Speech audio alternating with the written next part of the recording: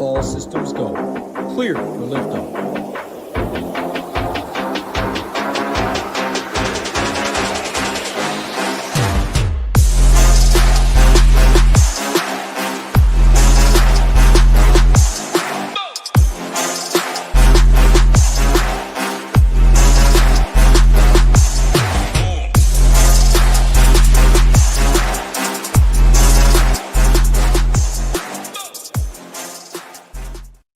What's up, everyone? Tyler Tamboline here, aka ToeTagginTambo, back for another edition of the Leverage Lane Show, PGA DFS edition here on the Ship It Nation YouTube station. Got my guy Alex Blickle here with me as always. Going to break down all things for the Memorial. Got a pretty cool topic this week that we're going to discuss, just talking about the people that say, you can't have another low round after you just had a low round for golfers. So we'll talk about that, some of the stuff coming off of last week, the event there. And then we will get to, of course, the chalk lineup for this week, how we can leverage that, our leverage lane, the betting breakdown, the one and done segment, all that and more. So hit that thumbs up. Make sure to be subscribed to the channel. And Alex, bring you in first, my man. What's going on? How you doing? The Memorial is definitely one that we love. I know we say it all the time, but we love the Memorial for sure, for real. Yeah, I actually talked about this in my article today for FTN. It's like, I don't want to sound overly enthusiastic for every single event. And so I think we try to actually be, honest about the events that kind of bum us out and the courses that are a little bit boring. Like, when we get to Detroit Golf Club, you'll hear me say, I really don't like this golf course. There's not a lot to it. This is one of those weeks where the enthusiasm is 100% deserved. The golf course is just phenomenal. I think my favorite kind of thing to point to as to why this is such a good golf course is these players make a lot of birdies on this course. They also make a lot of bogeys, a lot of double bogeys, more like it's the ultimate like high leverage shot course where almost every single shot and every single hole, like the difference between a good shot and a bad shot, a good swing and a bad swing is so much larger than what you get in a typical golf swing on the PGA Tour. And that makes for some really awesome viewing. And it also means that, typically we see some really, really good leaderboards here because you have to play really good golf for 4 straight days.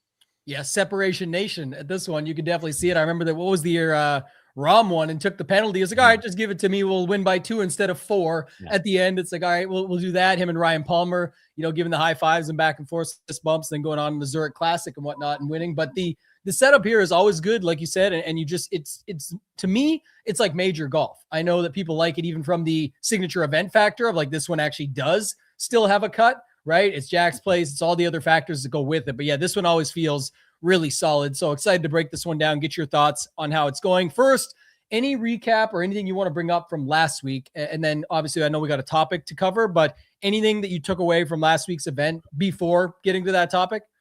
I don't think so. I will say, like, I think it's worth maybe talking a little bit about just how far my lineup fell, because it was interesting. Pat and I talked a little bit about it just in like a humorous way, but I think there are some like real takeaways where, for context, one of my 2 lineups this past week was winning everything after Friday. I had a 6 for 6. I had Jordan Smith at 2% leading the tournament. I had 2 other guys tied for second, Hideki and Ryan Gerard. My 6 for 6 combined to shoot 16 over par on the weekend. Yeah. And it like turned into just a min cash. And I think part of it was the change in the golf course was so severe, and that just kind of made it so that like the guys who were playing really well, it was harder for them to just continue to do the same things, right? Like when you hear a guy talking about how he's been in great form and what he has to do the next day, almost every answer is the same. I just got to keep doing the same things I've been doing. I got to keep hitting fairways. I got to keep giving myself opportunities. But when the golf course changes as much as it did from the first 2 days to the weekend, you can't just keep doing the same things, because the entire landscape of the golf course and the approach that you have to take is totally changed. So I think that kind of tripped them up, and it did lead me to think like, the next time we're expecting like a huge change in the course from one round to the next, I'm going to lean a little bit less in showdown on like what the players have done in those previous rounds, and just lean a little bit more into who was this player coming into this week? How well do I, is this a player who handles difficult conditions well? Or if maybe, it was a difficult course for the first 2 days, a ton of rain came, there's going to be no wind the next day. Who handles easier conditions better? And so that was just something that I thought of in part because of how far my lineup fell. Yeah, I saw that. I had Rasmus, who we both talked about it last week's show. I know you liked him. I was like, oh, Alex brought up some good points. So like, I'll fit him in there. One of my mains that kind of hurt me. And then I was like, going to be 5 or 6. And the cut, remember, last week was nuts because it was like, okay, now Cootie's going to miss. I was like, oh, at least that didn't matter. And now I'm not very mad because it's going to be a 4 or 6 anyway. And then it's like, oh, wait, this guy, was it Suber or someone? I think it was Suber makes the double on the 2 of the last 3 holes or something to drop it back down and get the -2s all in. And I was like, oh man, so now this one's going to be the thought that, like this is my worst case scenario. And then it actually ended up not being nearly as bad. I had a 5 or 6. Funny, the opposite of the spectrum. I had Fowler, the most expensive in my lineup was the miscut. And the other 5 were like the top of the leaderboard. And if like, there's so many things you can look at, but it is crazy how much it switches over the run of a weekend. That 3 putt for double by Super, by the way, changed everything because it made it threesomes on the weekend instead of pairs. So like, there's an alternate universe where he makes bogey instead of double. They play in pairings, and my guys who were terrible all weekend just weren't terrible because you never know how those, small changes, the ripple effect basically. And maybe it would have been a totally different outcome for my guys. Obviously there would have been a much lower 6 for 6 percentage as well, which would have helped me. But regardless, I think the key is I've now done multiple entries for 2 straight weeks, and I've had 2 legitimate chances for takedowns. So I'm definitely going to continue with this new path for the next month or so. Breaking news, really good DFS player starts playing a couple more lineups and uses his edge to further give himself better edge, and he starts doing better. Wow, this is, like I said, I wish you didn't come up with this theory for some of the tournaments I'm in there with you because I see it, but obviously happy for you, and I think that's awesome just to see it. I know people love this, of like your progression and talking through it live and sharing these details, and it's part of your journey. Right? You're playing just like everybody else is playing. We're experimenting. We're seeing things. Okay. Learning this with AI now. There's a lot of cool things you can do to figure this stuff out and get some ideas from it. And then you want to experiment a little bit more. And so it all makes sense, and love that you sort of talk through and walk through everybody right here live on the show. That makes a big difference for those that are trying to learn and get better. Let's talk about the topic real quick. You talked about how quickly things can change. And, we were talking over the weekend, some conversation and things like, 29% Eric Cole going into Sunday on Day to Golf. And like, well, 71% chance he's not going to win either. Obviously, you'll wake up in the morning on a Sunday and say, damn, this feels nice. Almost 30% chance to win. I talked with the Masters, the Millie Maker. I was 4%, and I was happy on that morning waking up with 96% to not win. But it's just, you do feel better waking up to that. But one of the most common things said in golf, and it gets relayed into DFS, into, betting, props, everything, is about like the beware of the low round. I know we always talk about like the healthy golfer, the injured, beware of the injured golfer is a common one, but it's like, oh, so-and-so had a 6 under yesterday. It's really hard to back that up. Probably true, but I want to hear your full thoughts on, but it is hard to back up a really good round, of course, but almost people acting as though like it can't happen, right? Is what you're seeing. So talk to us about this a little bit. I'm very curious. Yeah, it's so interesting because it's like the one aspect of DFS where the recency bias actually goes against the recent performance, right? Like if anything, you would think that someone who just shot 8 under par the previous day would be over-owned in DFS because people kind of chase those things in so many other situations. Like in, when an NBA player scores 45 points, his ownership goes up the next day. When an NFL player has a 3 touchdown game, his ownership goes up the next week, so on and so forth. But this is one of the scenarios where typically we see when someone won the previous week, they get an ownership discount. And then when someone went super low in one round, they tend to get an ownership discount the next day. And that's especially true in rounds 4 when someone played super well to get into contention. It's not necessarily that their ownership goes down because like now, you have finishing position bonus points, but they're lower owned than what like my typical formula would spit out if that player just went low the day before versus whether he was just pretty good the day before or something like that. So just a weird effect that we wanted to talk through.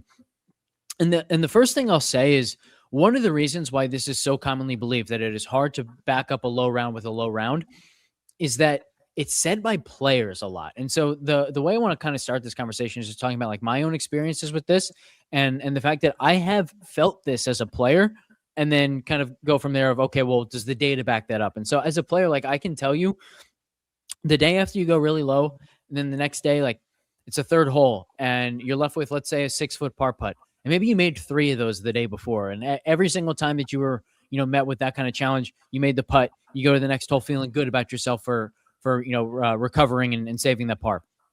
And then the next day you miss. And it's like, well, wait a minute. I didn't have to deal with this adversity yesterday. I didn't have to deal with this feeling of, oh, I just made a mistake and now I have to let it go. And that is a bit of a shock to the system. And so I understand where this feeling comes from and why it is believed that it's so hard to back up a low round with a low round.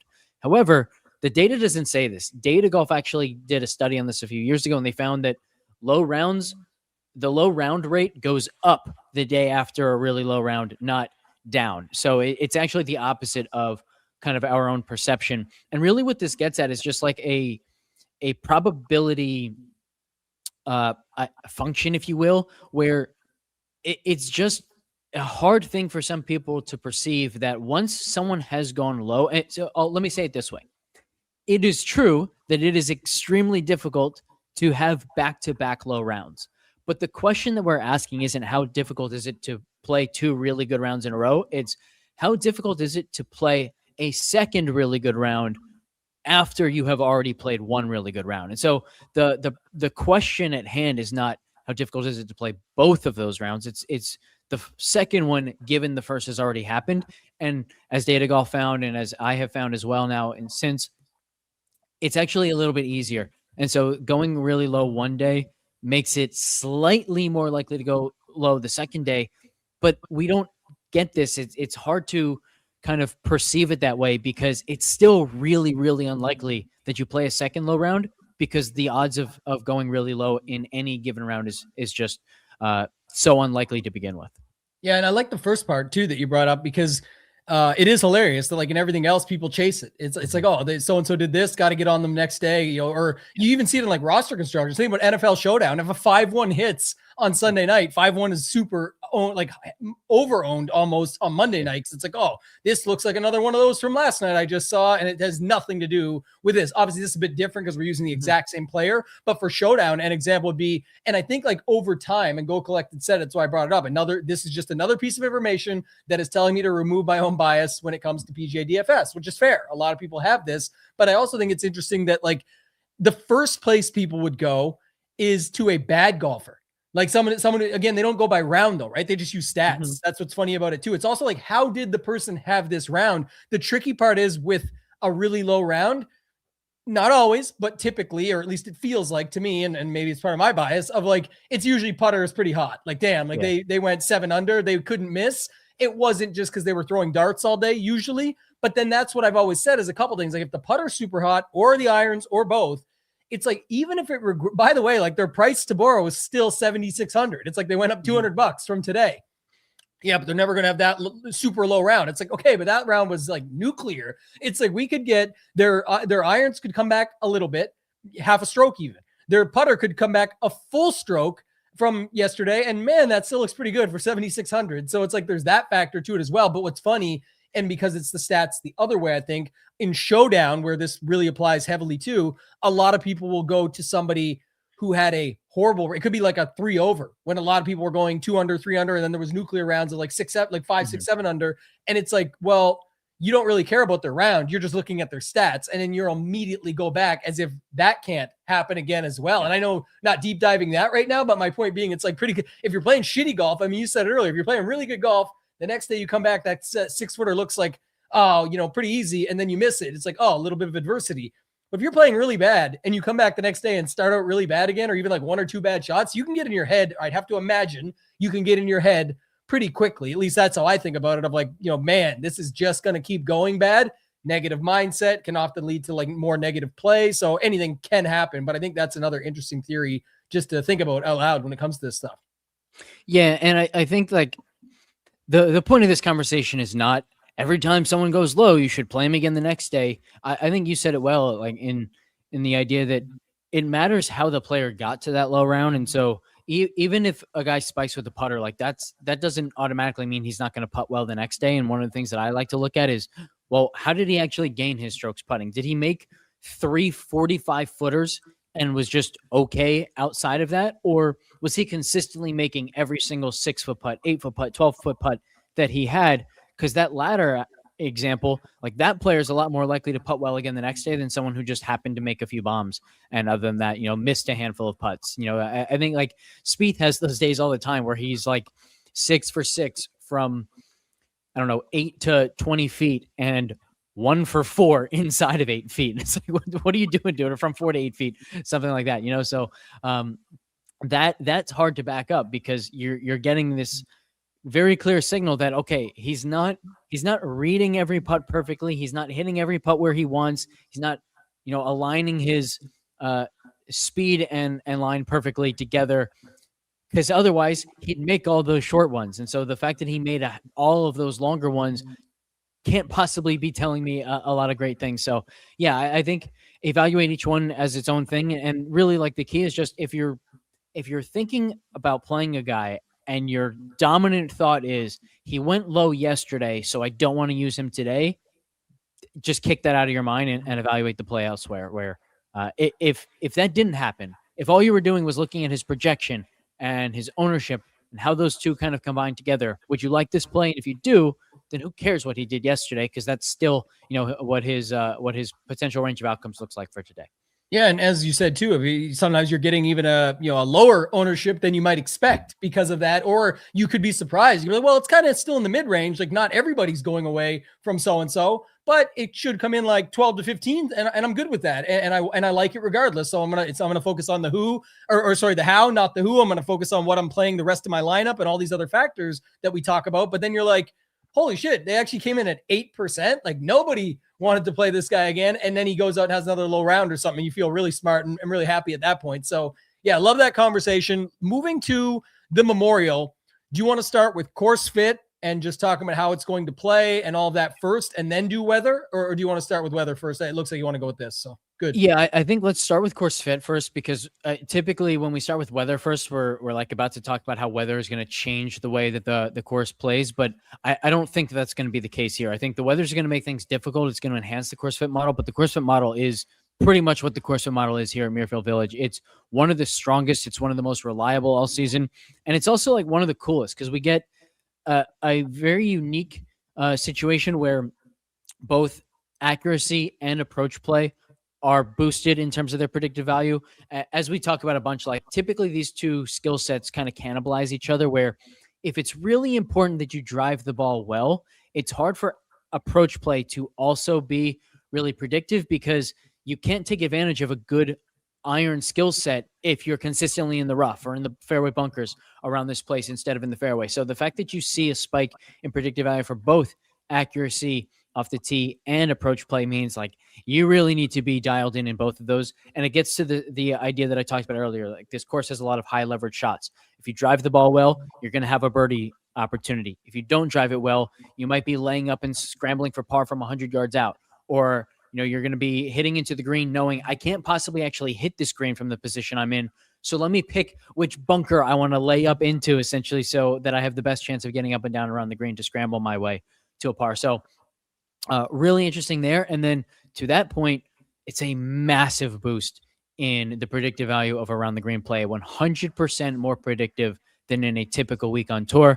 And I think that's partially because this is a very difficult course.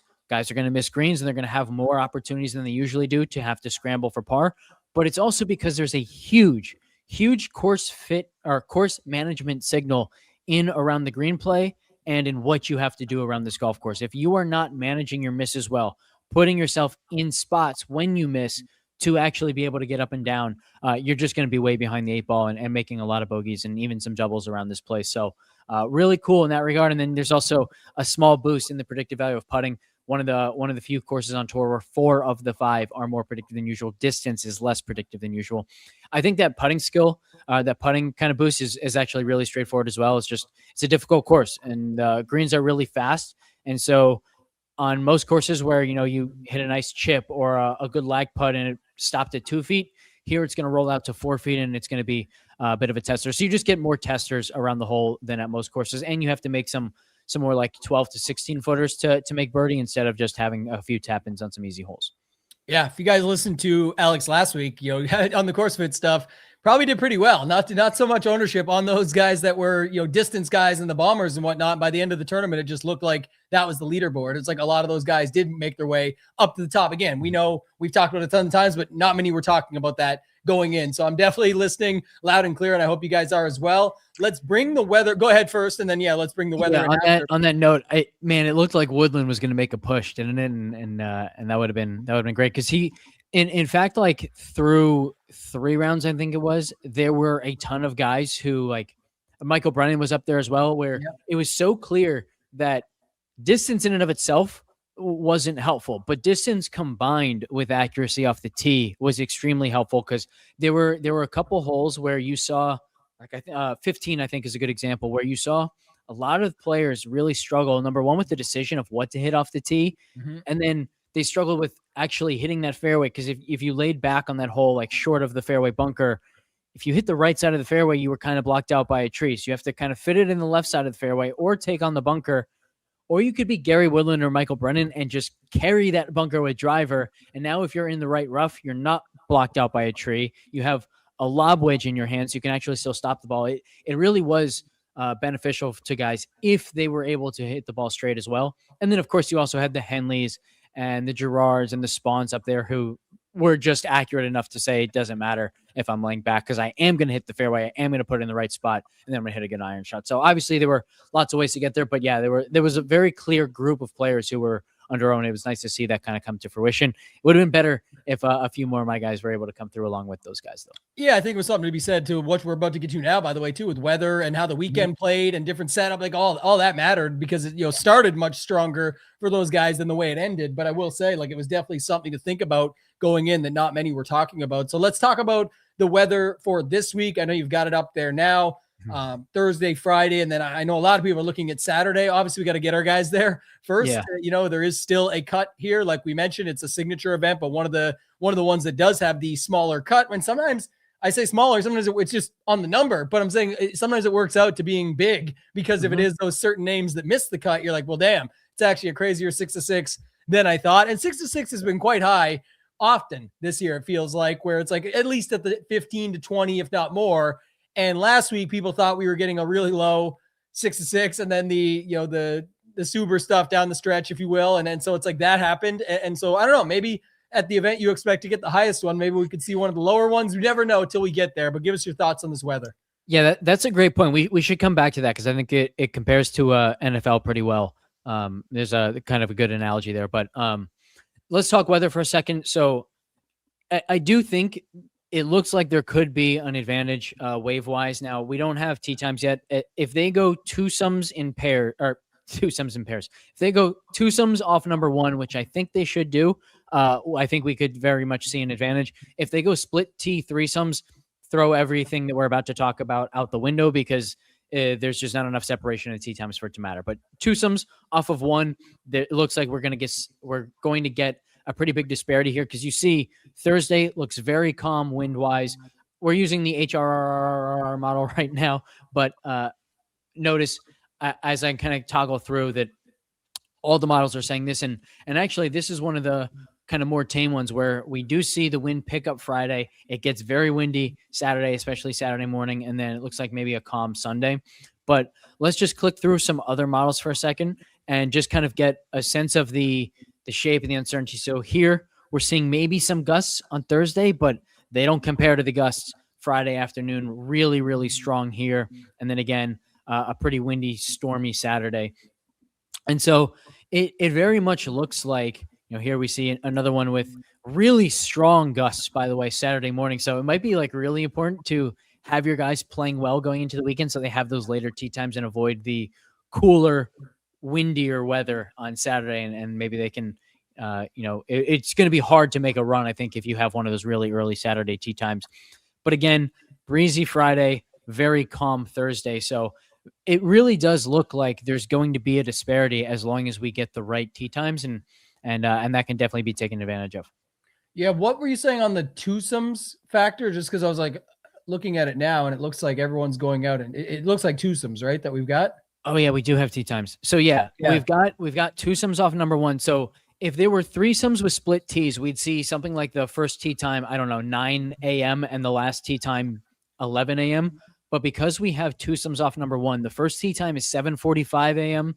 and the last tee time is 1:55 p.m. So you're getting a huge kind of range of tee times. So like there are going to be plenty of players finished with their rounds, and half the, maybe a third of the field still hasn't teed off yet. So the fact that we do have a difference in wind is really important. And then the other thing to notice there is if you click, so like Brian Campbell and Pearson Coody are the first tee time on Thursday. They will not be the last tee time on day 2 on Friday. They are going to be, let's find them. They're going to be why is the search function not working? Okay, 10:55 a.m. on Friday. And so essentially what they do is they still break it into 2 waves. And then so like, here's the first wave on day 1. Here's the second wave on day 1. They don't reverse them. They just flip them this way. So whoever's first on day 1 is now first in the second wave of day 2. So that's why I'm in the middle pack. So you can absolutely get an advantage, it looks like, playing somebody who is going to be off very, very early on day 2 and avoid that those really gusty Friday afternoon winds. And they're going to get beautiful conditions, teeing off late morning on day 1. Yeah, you were talking about here. I just brought the Stone 2.0 up over at Chip and H just so we could see it. And I just sorted by the round 1. And there's what you're talking about with Coody and Campbell.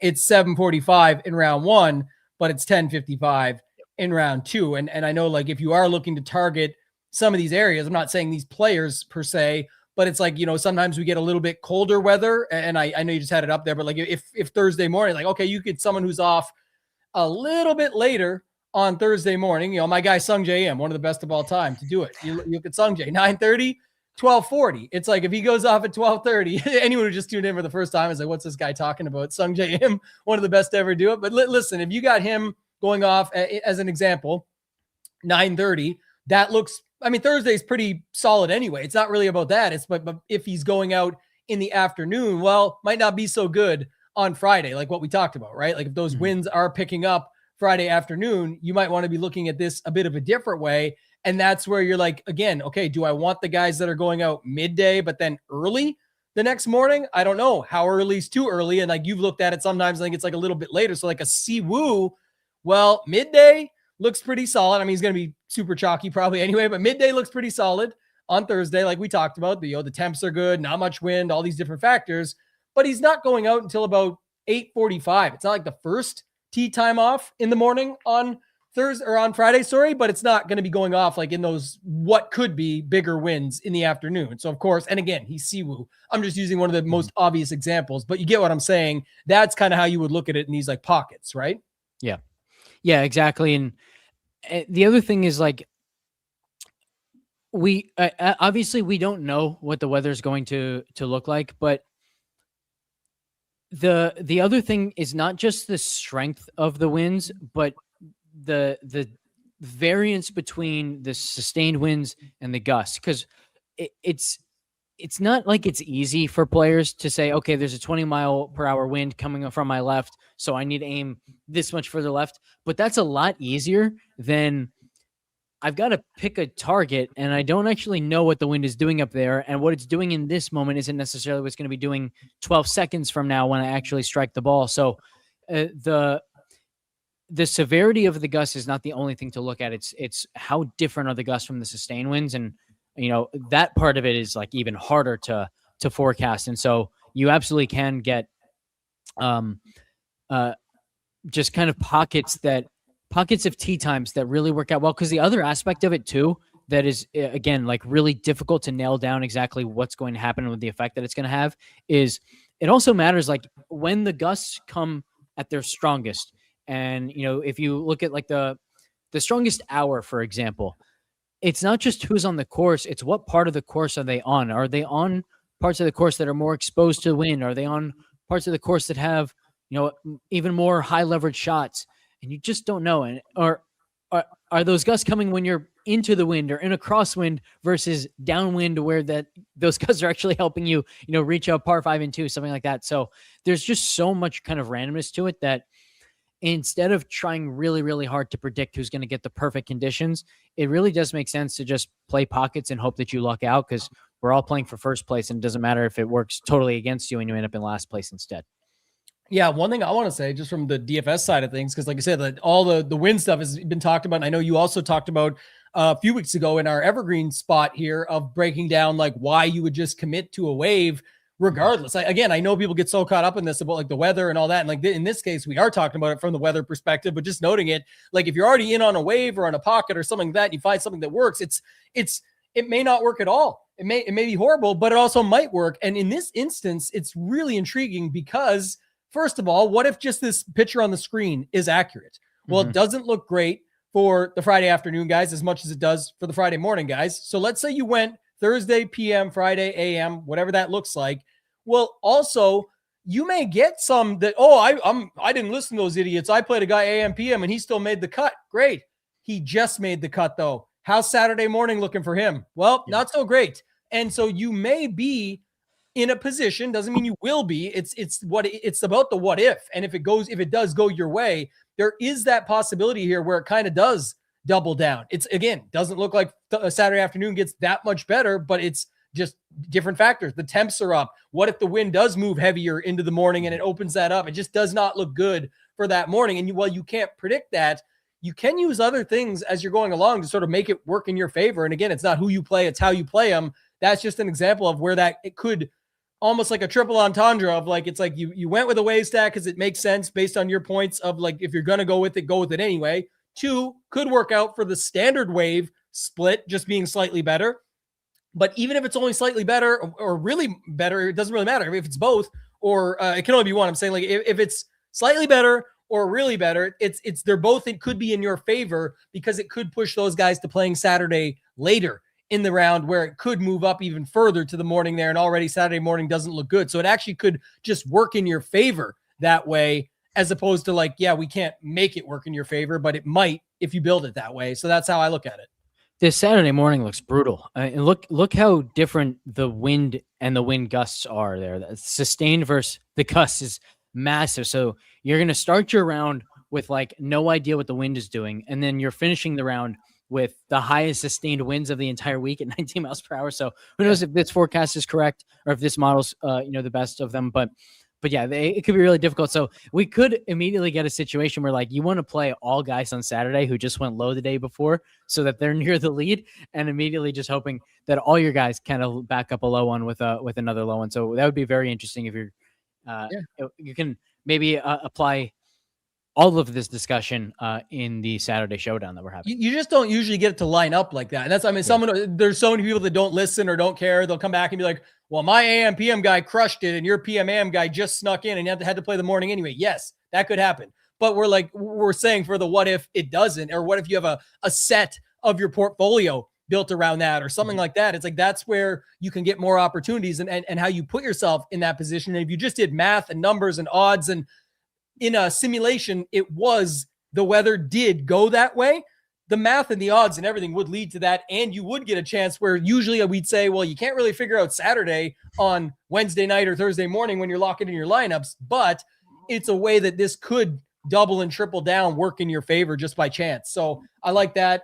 Anything else on the weather you want to talk about? If not, I want to get to the chalk version of the lineup this week. Yeah, let's just jump into the chalk. Perfect. All right, I got the Stone 2.0 up here. If anything is not working or you see it on screen, not good, I just want to show this off. But just for members and for everybody, we did add an additional feature. So we removed the left sidebar.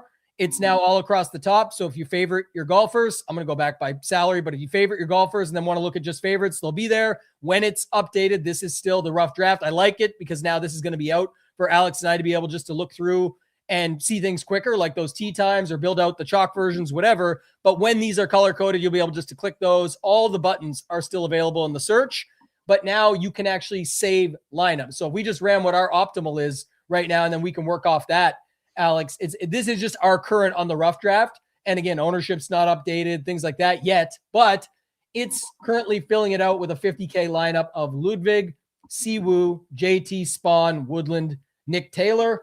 They're all showing a little bit of ownership. You can let me know where you see different and what you see there. But just so people know now over at Ship It Nation, you can save the lineup now and have access to see it right there. So even if you don't have an optimizer package, you're just more of a hand builder, you can do that and see it.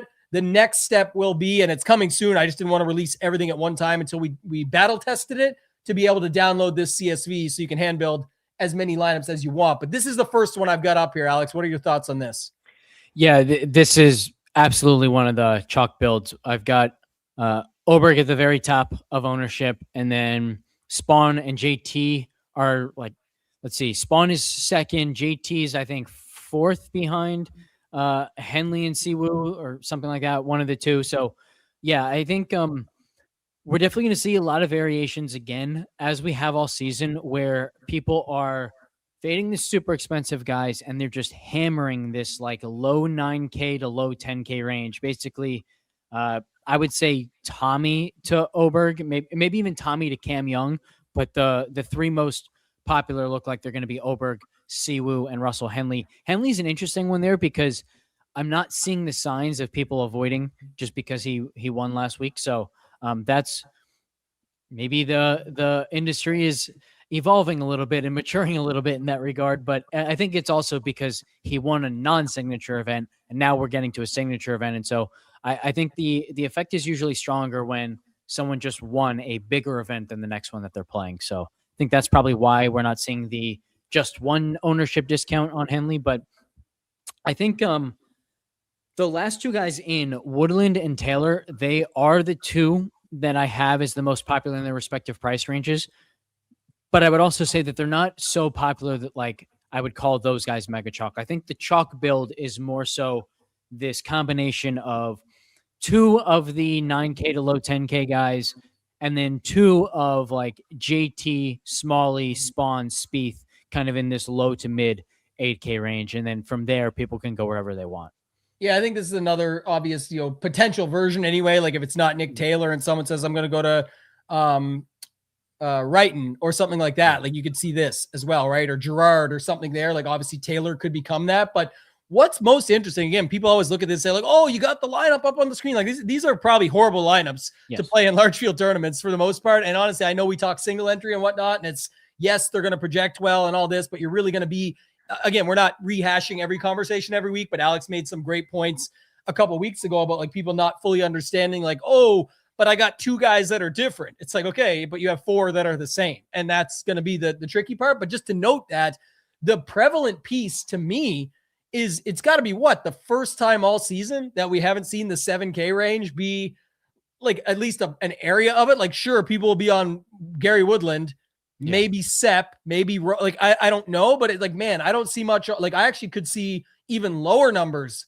on some of these guys up top here, like Lowry. No one likes to go back to a winner. Rye, Jason Day, Akshay, Bridgman. Like they just don't fit the builds at all. And by the way, we haven't got there yet. Not to keep it ranting too hard, but just noting it.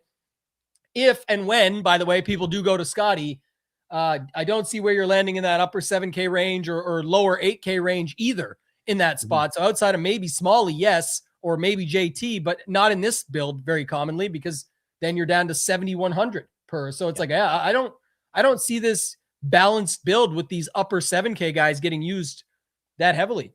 The reason for this, by the way, is because given the preference for like JT, Spawn, Smalley, there are so many lineup combinations that end with 7,000 or 7,200 remaining per player with multiple spots, and there just aren't enough guys in the 6K range that people feel good about to go 6K upper 7K instead of two low 7K guys. So that's why we see this range just kind of being totally almost deserted. And I agree. Like I think the upper 7K range is kind of loaded, honestly. Like Sepp, Rose, Nikolai, Kitayama, English, those are really strong plays that aren't going to get much ownership. And so definitely a candidate for, my leverage lane is to just kind of hammer this range right here. Yeah, that's the one thing that usually we don't see anymore. And like I said, the other factor, I mean, we definitely just got to have this. So I'll pull them back up. I wanted to circle back, but this Scottie situation, like, stat says, what are the 30% Scottie builds looking like? So first off, I want to, and we will bring these up. I'm curious as well, but I want to ask Alex, what is your thoughts? Scottie has certainly surprised us in certain spots where, we're like, oh man, those seem horrible. And he still came in at, 27% or whatever like that. Now this week, a little bit different. Obviously the guy's won here back to back. It is it's a very small cut, but when you look at things like win equity and all that, obviously it's going to be very highly built into this, but there is options down here that people are comfortable with, right? Like we've already talked, whether it's, I'm just using Nick Taylor to start, obviously, but even if you just went Nick Taylor, you're now in like the Woodland range. Who else did we say? Maybe you can put Straka in there. Like, maybe we don't fill it all out, but I guess like the idea of you could probably still get another, who's another 6K guy you said earlier that might be popular? I don't think that there are any others. Maybe Wrighton or something, and then I'll use Rose just because again, I don't think they're going to be that high on, but my point would be this is only like 5 or 6, what was it? 3. I can do this now. Actually, let me save this version. I think Gerard's the other one that you can toss in there. And if you want to count Keegan at 7,000 flat, he's probably going to be somewhat popular as well. But yeah. So these are 10 apart. I mean, on again, early initials, rough draft, all of that. But I'm just saying, like, I could definitely see people saying they'll sacrifice 10 points on the fantasy point median side to get those Scottie lineups. We saw it was, what was it, 14 or 18 a couple weeks ago? We're like, wow, that's actually really bad. It was quite a bit actually, but he still got to almost 30%. So I could definitely see this type of thing happening here. And there's tons of ways to shake it out. Like you said, it could be a lot of different angles here. It could be Noren and 7,500 left to pick a guy. It could be Keegan, like you said, and now you've got 7,700. So whether it's Lowry, Rye, or you move a couple other pieces, Hogard or something. So these are projecting similarly to the other ones. I don't know if you got anything else to add on that. Yeah. So a lot of the time this year when we've talked about Scottie builds, like the main thing we've talked about is the defining factor of whether people are going to use Scottie or not is not how they feel about Scottie. It's how they feel about the low 7K range, the upper 6K range, so on and so forth. And that's still true to some degree this week, but there are guys, as you just showed on the screen, that people will feel pretty good about playing.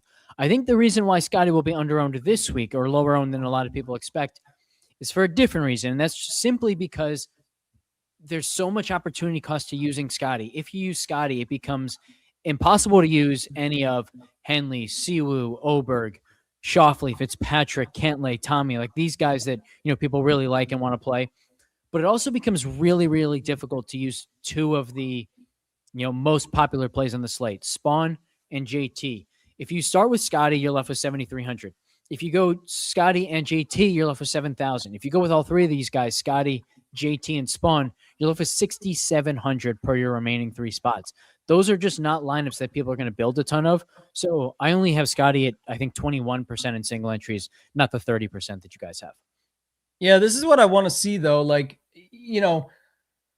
if you go like Scottie, JT, you do actually have a way to get there if you're comfortable. Like guys I've seen mentioned, enough is like the Nick Taylor. Obviously, it's way too high right now. I know it's going to come down some, but it's like if whether it's Wrighton, whether it's Keegan at 7K flat, whether it's Eric Cole off another good week at 6,700 or something like that. That's where I could see it, playing out a little bit. And we are still seeing some ownership on these guys and projections around the industry on guys like, Cauley, McCarty, Poston, Harmon. Like they're still at least getting some love. Novak, who we brought up earlier. Like again, how much do people actually go there? Probably not very much, but I'm just saying that's definitely something that fits. And then obviously if you come down from JT, there could be a unique build here still where it's like, if you do want to play Scottie in a way that's different, I still think this could be different because like we said, the upper 7s aren't being touched. We've got it right here, average of 76.66. So you can get away now with like a Scottie, again, not probably for me, but Scottie and Nick Taylor together as combinatorial ownership. But like you talk about, but like the setup of those two, let's just say my guy is not Nick Taylor and Eric Cole, but instead I prefer Sam Stevens and Harry Hall. Well, they're going to have like low to no ownership and I still have the same 7,600 left. Then I can do whatever I want up the middle. I would still be fine if I did like Gary Woodland saying, okay, now what? And running it out like that. So I think that's where it gets at least a little bit interesting. Stat asked another question around that for you. Do you think that 30%, let's say it's true. Do you think that's under-owned, about right, over-owned? I mean, I think it's about right, but it's whether it's right or not on the lineups, we'll see. Yeah, I mean, this is where I kind of have to talk about forever. Like the GPP scores that we use at FTN, they say whether a player is under-owned or over-owned given his full range of outcomes. How likely is he to succeed? How likely is he to like really smash and help you get a takedown? How likely is he to fail and ruin an otherwise great lineup? So on and so forth. With Scottie, you can't really talk about him that way because every single week he has one of the best GPP scores because for his price, his range of outcomes are still fantastic, right? Like let's pick on JT for a second. JT projects well for us. He does, but we give him a 16% chance of a top 10 finish and a 21% chance of missing the cut. More likely to, did I say that right? No, I was looking at the wrong guy. 18% chance for a top 10, 22% chance for a missed cut. So slightly more likely to miss the cut than he is to give you the kind of finish that is really helping you take down a tournament. That's typical for almost every single PGA player, except Scottie's at 61% for a top 10 and 5% for a missed cut. His likelihood of like really, really helping you, and you can say, you know, at 13.5, a top 10 isn't enough. You need him to finish top 5, okay, 48%, or win, okay, 21.5%. So he's still like, even if you say he has to win, he's 4 times more likely to win than miss the cut. You don't see that kind of success to failure ratio in PGA DFS, which is why he's always quote unquote underowned. The problem is he's not the full lineup. You have to have 5 other guys in the lineup, and he's prohibitive in a way that nobody else is because of his price, even at the quote unquote discount of 13.5. So I think that he's still slightly overowned, where I think people are still too often playing I'm picking Scottie because of how well Scottie's going to do and not considering the full ramifications of what he does to the whole lineup. So I'm almost certainly not going to play him this week, even though we have him projected 21% MME, 19.7% single entry. Even at those numbers, which are lowest in the industry on his ownership, I'm still not at a point where I want to play him. Yeah, I still got him coming in. I think ours might be a little high, but I still got him coming in over 25 because Jason's point stands true. It's like people are very comfortable. The course history, you know, again, not saying it's right, noting what people do though. And that's to Alex's point, what he said too, is like, even if you could make an argument specifically to say Scottie's underowned at, if he even at 30%, he's underowned up to 35%, you could say, let's say that's what your numbers say. Okay, great. But then it's also, what does the rest of the build do and what can you do with it from there? And that's really what it comes down to. I think people are going to be comfortable getting there. So we'll see how that shakes out. I am going to bring up something else in a minute. I'm just going to bring this up quickly first. But Jared, if you're still having issues, you can email info@shipitnation.com. We did change the projections page so that it's all on one. If you have an old saved link, then that's the problem too. If you're bookmarked or something, it doesn't exist anymore. Just go to the site, log out, log in, go to PGA, click projections. It'll all be there. You can refresh it. You'll see the timestamps. We've revamped a lot of the site so that you guys can see it. Value report for Lee, it's all changed over, easier to view on desktop. This is a free page that anybody can see anyway. So hopefully that helps you out. Now, going back, Alex, I just want to go back here. I want to talk about Rory for a second. Before we talk about Rory, I want to do one more kind of comp for Scottie. Yeah, sure.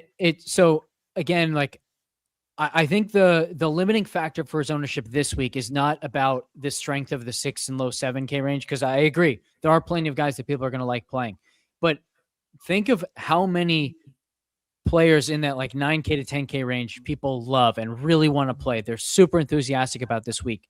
The combination of Oberg, Siwoo, and Henley is about the equivalent, almost identical to Scottie, JT, Keegan. So when you look at it that way, I think people really want to play JT, but also notice you can play JT with that combination of those expensive guys. You can't play those expensive guys with the combination of Scottie and JT, or let alone just Scottie. So I think the limiting factor this week is how many other players you no longer have access to that people really want to play if you go to the Scottie route, and that's what's going to keep him around 20% in my mind. Yeah, knowing our ownership team here, I can tell you just right off the hop of what's going to change. Like Scottie's going to come down. I actually think Rory could come down a little bit as well. We'll get to him in a second, but Ludwig is going to come up. Fitzpatrick is going to come down. Siwoo is going to come up. Henley's going to come up, and that's what takes away from Scottie, because once those builds start happening, you're not getting this build. You're at 59.33. It's not happening. But lots of people are getting this build. And then people say, oh, I thought you said they're not playing that. They're not. They're playing these two, and then they're playing JT. And then they're seeing, oh, can I get a Smalley or a Spawn in there? And now you see where, oh, I can actually get them both in there, and I still have almost 7K. Like, that's what we showed you earlier on that build. So yeah, these numbers are going to change. I highlighted it's a rough draft at the top. So I'm with Alex. I still believe, because of, I'm really using like data in my mind, like recency bias, I guess, and you should always go with that. But it's just like people are getting to the Scottie builds. Like, I could see people talking about them. I could see them sort of making it, they're validating it for themselves, right? They're saying, okay, well, yeah, but Cole just about won last week, and I know this is a different field strength and all that, but he feels good. Nick Taylor's too cheap.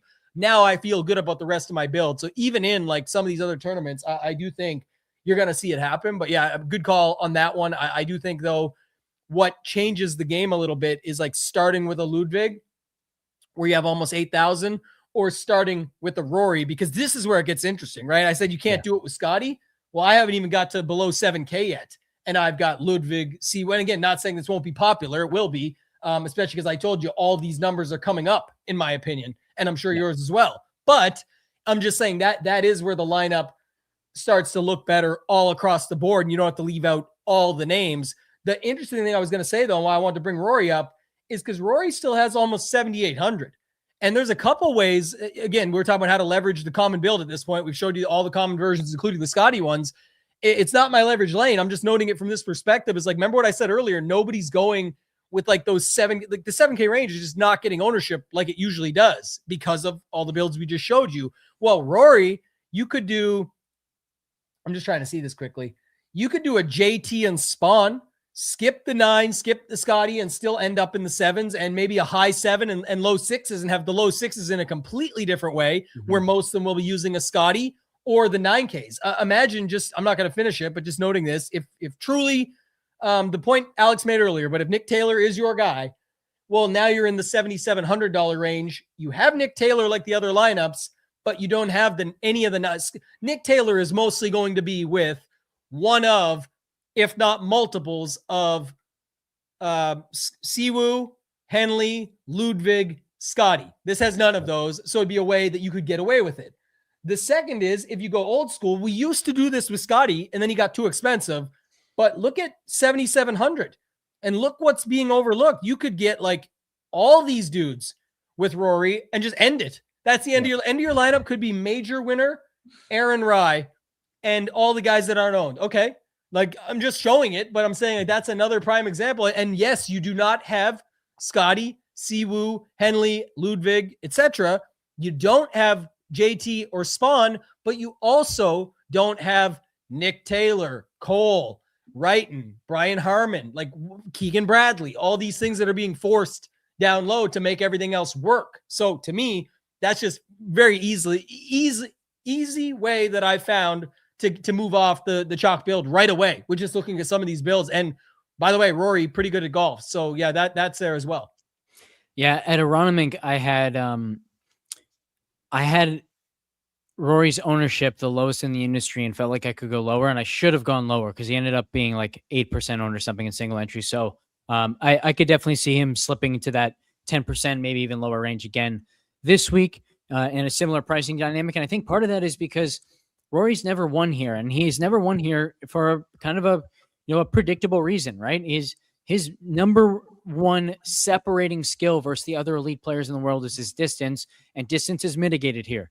When you look at his historic strokes gain profile, the things that are really kind of accentuated here, approach play, around the green play, even putting, often haven't stacked up with those skill sets of the other elite players in the world.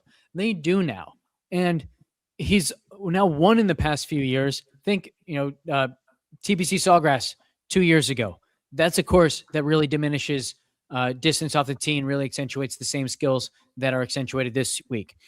He was won back-to-back Masters at another course that diminishes the predictive value of driving distance and really accentuates the rest of the game. And so he's just a more complete golfer now than he's ever been before. And I do think he's now better suited to win at Jack's Place than he's ever been. And hopefully the ownership does stay down on him, because I agree with you. I think he's a great play.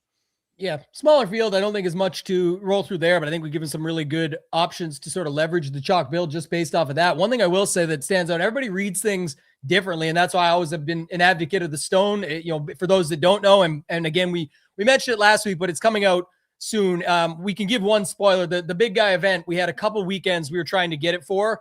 It is going to be the Friday, August 21st was the only one we could get it for. Full details will come out this week, but just want to let everybody know that. But the big guy brought over the stone. It was called Rosetta Stone at the time. Obviously, it goes with that. And we teased like the old Social Network when Justin Timberlake's like, drop just Facebook. And it was like, drop Rosetta, just the stone. We'll keep but it's like, let's brand it our own thing. And then we worked on, he always wanted to have it interactive in ways that we could do it. That's why we're showcasing this so much. But I love having it all on one screen, Alex. And one thing that always stands out to me, like I just look at it naturally. It's funny. We talk about these waves so often what's even crazier? Scottie, PMAM, Ludwig, PMAM, a lot of guys, but just of note, Henley, Siwoo, almost all the main guys that were already going to be the most popular also have those PMAM times. And it's only because I'm saying, not that it's going to have the advantage, but if that conversation picks up steam, it gets that much easier. I didn't even look at this before coming onto the show, so now I'm trying to see. Straka's not. Who else? Gary Woodland, PMAM. Don't tell me Nick Taylor is. Oh no, Nick Taylor's in the morning, so there's that. Wrighton, PMAM. Eric Cole, not quite, but he's 1150, 835. I mean, he's there. So it is interesting that you could build like the version that we had earlier wouldn't be that far off from a PMAM already, right? If you just went with that. So yeah, I guess what's the 8K guys? Let me check. Spawn is in the morning. JT is 1025, 135. So not as good there either. So at least somewhat interesting on those guys. But anyway, just of note, is there any thoughts on that? Because that's just something that just stood out to me right away. When you see that, does that sort of make you think of anything different? Yeah, I know how it works. Thanks, Stat. We appreciate you. I'm just doing it for the sake of looking at the chalkiest guys, though. I'm not wanting to see it. I just want to see as you scroll the board. But yes, thank you. Yeah, it definitely means that we could see like crazy steam on Oberg and Henley. It probably will keep JT and Spawn a little bit in check. I think we both, I think they're in the opposite wave unless we just miss them. But yeah, so the other thing there is like this could be a week where the secondary chalk that's in the correct wave really, really steams and becomes a mega chalk. If you remember way back to the opening week of the season, the Sony Open, Ryan Gerard was projected at like 15% around the industry. He was in a good wave. He was the secondary chalk, pivot off of the big chalk who was in the bad wave, and he ended up like 37% in single entries, over 40% in some of the higher stake stuff. And I was like, how'd he get there? It was like, oh, he was the chalk in the good wave that people didn't think was going to be mega chalk. So like anyone who has, a hard, fast rule, like I don't play 30% guys, or I don't play 25% guys in PGA. Well, they didn't think they were getting that. And so you get the crazy steam. And this might be a week where we see that. And so could definitely see my ownership projections, our ownership projections over at FTN Fantasy changing quite a bit from now to late tonight. Yeah, I agree. And I know ours well. And this is what he said was you could sort by that. I would actually sort it by this. This is how you'd want to sort it, Stat, because I'm looking at it from this. What I'm trying to see any given week, not just this one, but this does tell you the story of like what the initials say is like if you're sorting by ownership, and again, it's not right because this is a rough draft, as I'll keep saying, but we will get it right to Alex's point. I'd already start to see things like this that stand out. And it's like Scottie. I'll give you another thought in a second, but Scottie, Ludwig, Cantlay, by the way, could be course history guy that, picks up steam here. You saw what we talked about earlier, Henley, Siwoo. I think we said Woodland at some point as well. And he's going to be in there somewhere, but just noting it, I would sort it by this to see, and then I'd see the wave and then we could adjust it from there. But I will say, what is your thoughts now, just flipping back? If that even was the way, like Fitz and Cantlay, can they really be that high owned in this spot? When, I mean, like, I guess Cantlay because the course history, but is one of those two got to come way down, I think, especially with those other guys around them, right? So what's your thoughts I don't know. I've got Cantlay at 15% and Fitzpatrick at 18%, and I'm more likely to move them up than down, especially Cantlay. I think Cantlay can, and as you said, like you can get some serious course history steam on him, plus the fact that he's in the good wave, like that could easily become 20, 22, 25% in my mind. Man, I don't know. Now I'm getting second thoughts. Now, if that happened, it Scottie would and mean Rory that it was would be taking from guys at that point. Yeah, it would be taking from guys who are in the wrong wave. So it would mean that Rory might be like 6%. I think Cam's in the wrong wave. Cam might be 10%, 12%, something like that. So it would have to, like, to your point, it has to come from somewhere, and it's going to mean that somebody is at like a surprisingly low number that if you knew ahead of time, you'd be like, oh, this is a play that I want to do, regardless of what wave he's in. So yeah, I think that's really intriguing. So like, this might be one of the rare weeks where I build a 5-1 or a 4-2 stack where I'm saying, okay, my elite player is good enough to go win this tournament from the wrong wave, but from my value guys in terms of getting them through the cut and getting them in position where they're also contending, then I want to go exclusively from the good wave or something like that. So definitely a lot of different kind of strategies we have to kind of toy with this week, because that's the downside to these smaller fields is you kind of can't build a super contrarian build within one stack, because then it's like, you're almost down to the tour championship. If you cut this field in half, you've got like 35 guys to choose from. You're not going to find many, really low owned guys out of 35. This is another one that's broken, right? People's brains that and not you, Stat, just you brought up a good point. I want to hammer everybody else on everyone's double digit. Yeah, everyone's 10. 90% of the people aren't playing them. Like, people are lost on ownership. It's just blown their mind in PGA golf. Like, you have to build a lineup. It's not one person. And here's an example. Maybe Alex won't give me Matt Fitzpatrick and Cantlay, and I get the Cantlay side for sure. Fitzpatrick with Xander, Siwoo, Henley, I don't know. I still think he could come down some, but my point would be like, okay, Ben Griffin then.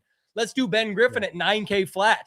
Let's call him 10, and let's say if the others do really explode and you end up seeing them at 25 on them, Ben Griffin at double digits, 10, is not the same as Henley at almost 30 or something, or Siwoo at almost 30. That is leverage right there in itself. And it's like $500 less, $300 less, and depending on the guy that you're on. So I love that too, when it gets brought up, because it's like, yes, everyone's going to have some ownership, but it's, you're looking for these opportunities and trying to find that. So I think, like just looking at the board here, if we were sticking with PM and just conversating, again, I'm not saying that's exactly right, just noting it, I could see Ben Griffin and Min Woo being like these numbers or lower, because it's just going to get ballooned up in here, right? You're going to have Ludwig.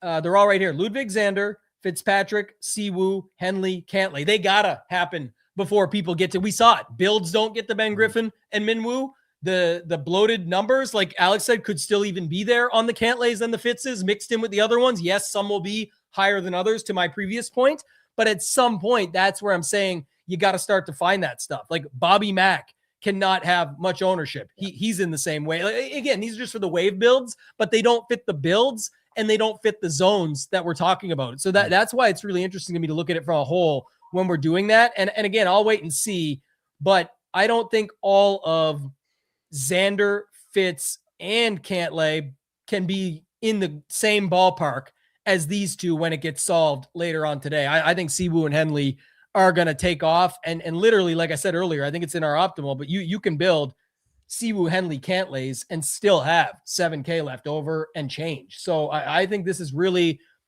not only do we love this week from a golf course perspective, which is what we were talking about earlier, but I always love this week from a DFS perspective. And I think, like you said, it's you can build, the more you spend time on stuff like this and be able to look into it and figure this stuff out, the better your lineups can become. Again, what they actually turn into, we don't know, but as long as you're building them out good, your job is done on Thursday. That was my one from earlier. Somebody said this. Unfortunately, I cannot check my lineups on DraftKings until the tournament is over, because if I do look, they inevitably start to crash. It's like it's only because you looked that they crash, right? It's the job is done on Thursdays, right? Like Thursday at lock, when the lineups, when it starts off, there's that's your job is done.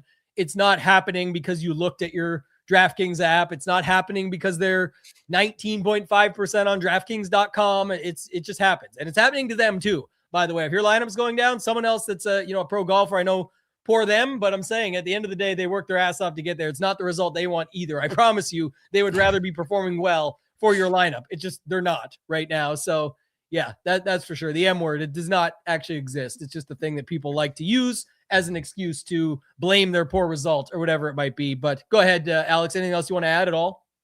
Yeah, I also think based on, all the guys that we just ran through, Tommy is going to be low owned. He's definitely going to come down in my ownership as one of the few guys in the wrong wave here. So yeah, I think maybe it ends up being the right wave and we roll it and we run like Rory. You can get Rory, Fleetwood, Decky, JT, Chalk still fits. If you're doing a Rory JT, that still works. And throw Cam in that mix. Like, man, there could be some really, really good names that are like 6-8% owned. And it's just like, oh my God, why didn't I just do that? And so that's going to be. Don't forget the 5-1. If you're doing the other way, you can get JT in the 5-1. He won the PGA Championship from the wrong wave. He made a run at the Players that year for the wrong wave. It's like he's always a guy that shows up in any weather. So maybe he's still. So that's a really interesting one because that I wouldn't do. Because one of the things that has surprised me throughout this year is even when ownership dramatically is affected by weather and wave preference, the really chalky guys in the quote unquote wrong wave have kept their ownership, right? So if let's say, everyone in the right wave is projected at 15%, they end up 25%. The guys in the wrong wave who are projected at 25%, they don't drop to 15%. They stay at 25%. And so I don't think that we will see JT come in lower than expected just because he's in the wrong wave. And part of that is because a lot of people are doing what you're kind of alluding to there, which is they're saying, well, I'll just play the chalky guy that I really, really like, even though he's in the wrong wave, and then stack. And to me, okay, well, now you're making the guy who's already probably overowned, not because he doesn't project well, not because he's not a good play, but simply because he's just too owned for the variance of golf. And now you're playing him in a poorly constructed way and an anti-correlated way. So that's one thing I wouldn't do, just because of the pattern we've seen this year with the way ownership works on these chalky guys in the wrong side. We'll have to wait and see, but I will say, the flip side of that, or my counter argument, would just be that it's saying that JT was going to be so high owned, and then if this wave stuff does take the move to the forefront where people are rolling that way, it's not like JT fits a bunch of those bloated builds, right? If you go Ludwig, Siwoo, Henley, you're not putting JT in that, right? Very fair. Yeah, that's very fair. Example. So, and like you said, if you truly believe people are going to do this now and say, well, it fits, we'll see what he comes in at, but I'll trust him to come in over the top as a way to get different with Siwoo and Henley. Okay, not fitting in there. If it's, the Scottie builds, he can fit, but he's the only guy. And then the lineup gets really tricky after that. It's kind of got to be like a Ludwig JT start or something. And even then you still have 79. So it's like, my point was, if he ends up being a guy that people loved, but then don't like because of the weather, and he ends up coming down to 10 or 11 or something like that, it's not nearly as bad as if he's pushing 15 to 20. And then I'm like, okay,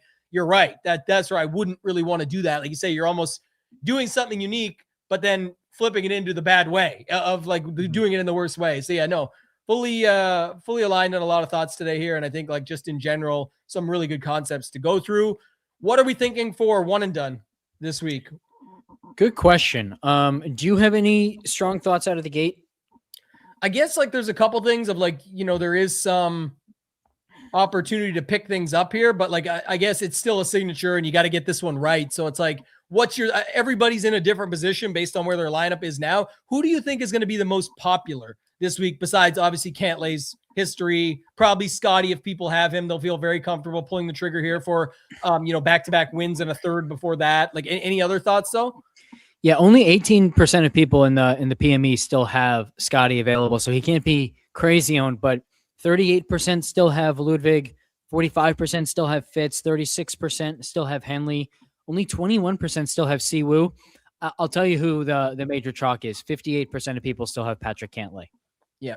So we know I would imagine he's the highest, but I would also say one interesting thing, and this is why the game one and done is so intriguing sometimes. It's so crazy, the nuances that matter. If what I'm going to say, Scottie, let's say he was 35% available it would mean a little bit like that would to me would be meaningfully different than when there's only 18, because while those people can go Cantlay and then, and then still save Scottie, it's also like, I don't think people are as high as like on anywhere for like right now. If you got a guy coming off 2 wins here, plus a third the year before that, where it's like, and it's Scottie Scheffler. It's like, are they really going to want to save him for US Open or something else and just hope, or are they just going to say, I'll do it now because I still got him? And, he's kind of one of the, I also know too, if you're looking at any one and done right now, you look at the top and most of your guys are blocked out. You're like, oh, I can't click them anymore. I've used them. So that 18% could be rolling Scottie this week at a high clip. I don't know what percentage exactly, but I'm saying he could end up being up there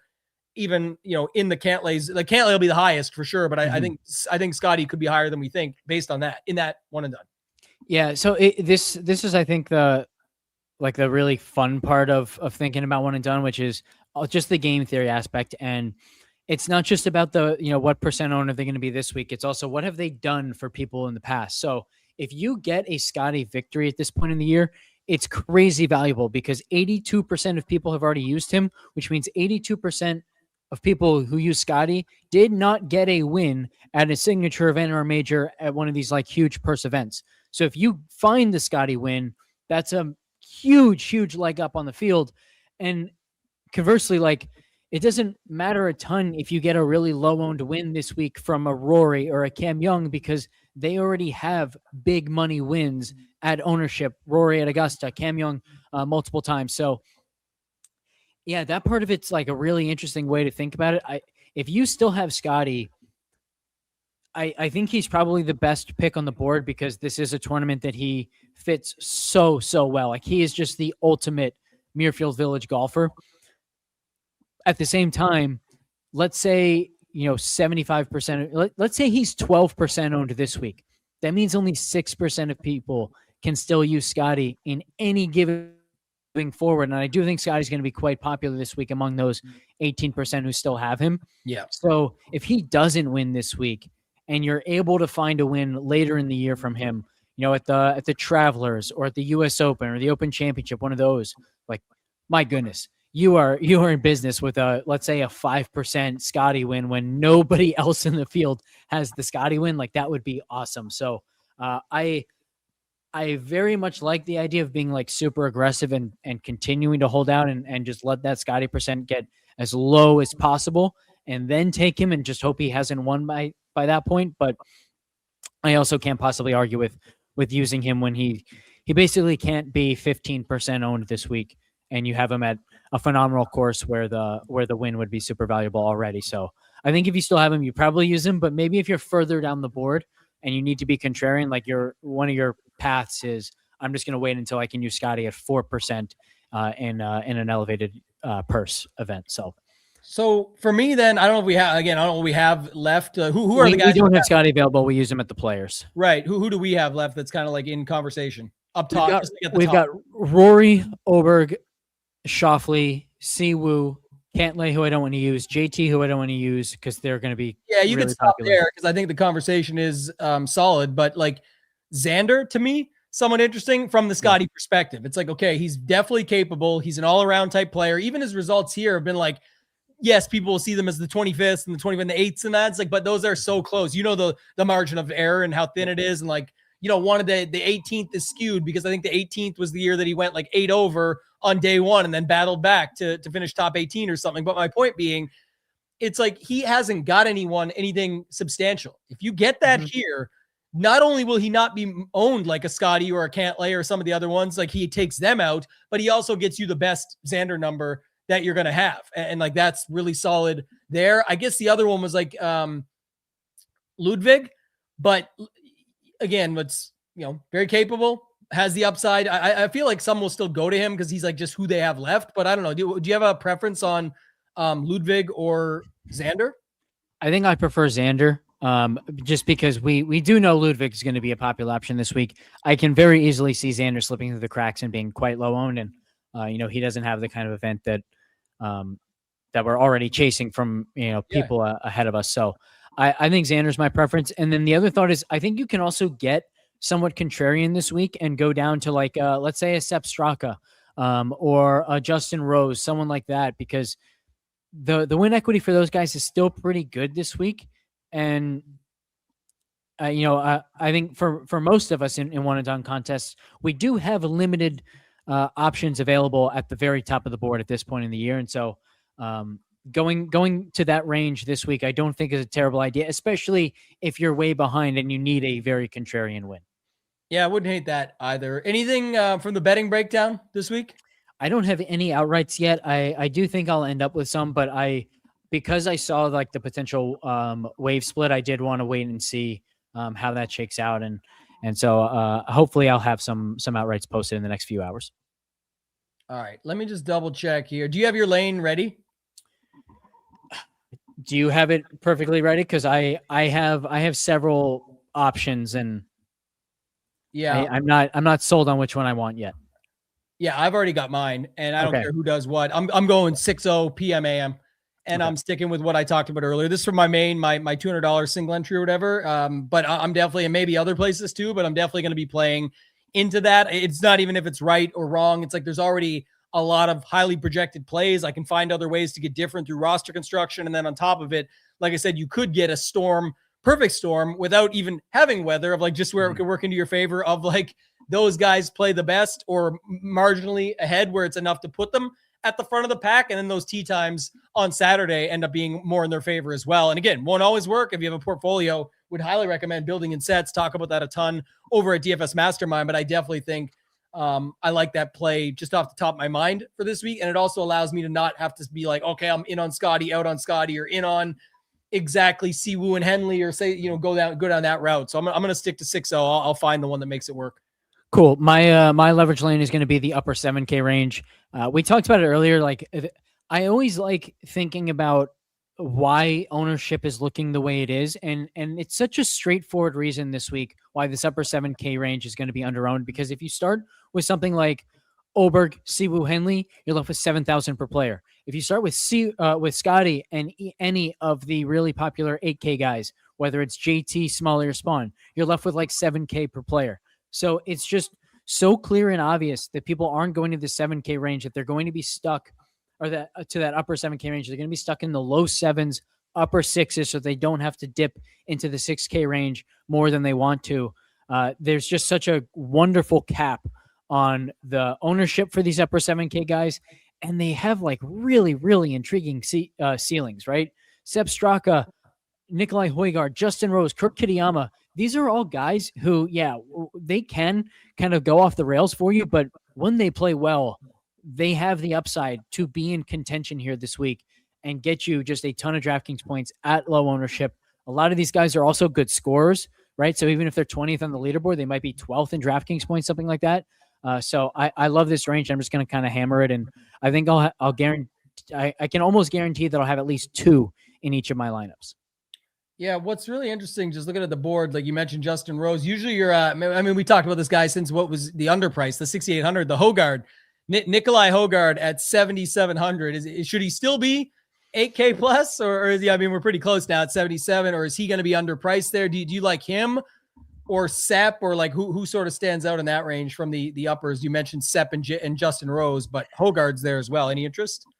Yeah, the first thing I'll say is I haven't checked the tee times of these guys yet. So I think what I will end up doing is I'm going to try and, correlate as much as I can.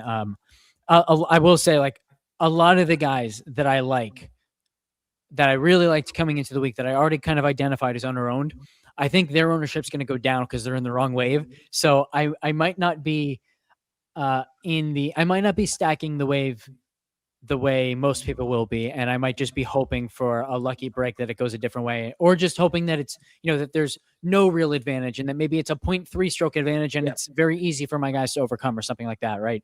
But so I don't want to just kind of say, oh, my favorite is Justin Rose, because I am going to look at what wave are they in, and I'm going to look at the kind of skill sets that they are, right? So if I start with a really contrarian Rory, Cam Young start or something like that, Nikolai Højgaard is almost definitely my next click, because he's such a similar skill set to those guys. If I start with, a Tommy Fleetwood or something like that, a really balanced build, well, now I might I might be more inclined to go Sepp Straka and just look for that accurate, great iron player prototype guy. And so for me, like all of these guys are great options. And so they're all going to fit different lineups better than the others.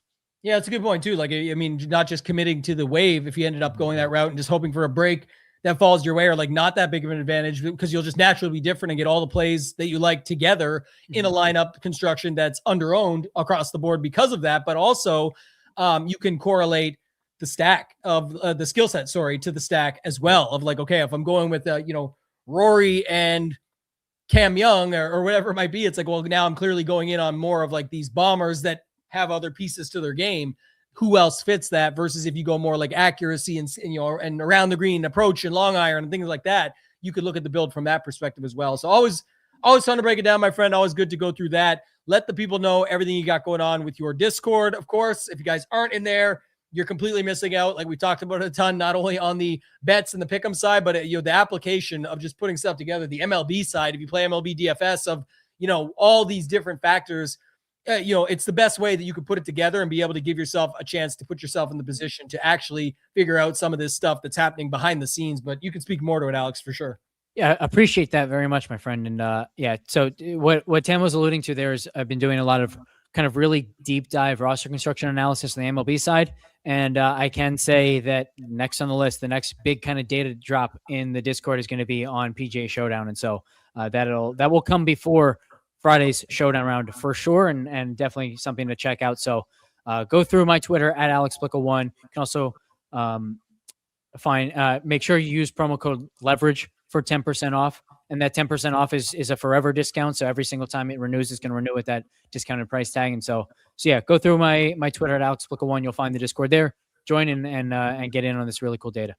Yeah, definitely check it out, guys. If you want to check out Ship It Nation, the promo is up at the top. It is $49 for your first month. That is the all access special. So you'd get all the sports. It's less than PGA only. We just showed it off in our newsletter. You can get the free newsletter right there. If you're not in on it already, immediately you will get my free DFS blueprint from DFS Mastermind. It's a 59-page PDF, but it breaks down what everybody, I surveyed 1,000 plus DFS players. They all wrote in what their questions were. I took them, put them together, built a video, and then off the video, I built this blueprint guide. But you get in on all the other stuff we have there. And there's just a ton of new updates. We've got the MLB slate station now. We've got all the Stone 2.0 updates. You saw in here, the new projections page, all the other stuff that goes with it. $49. You guys can check that out.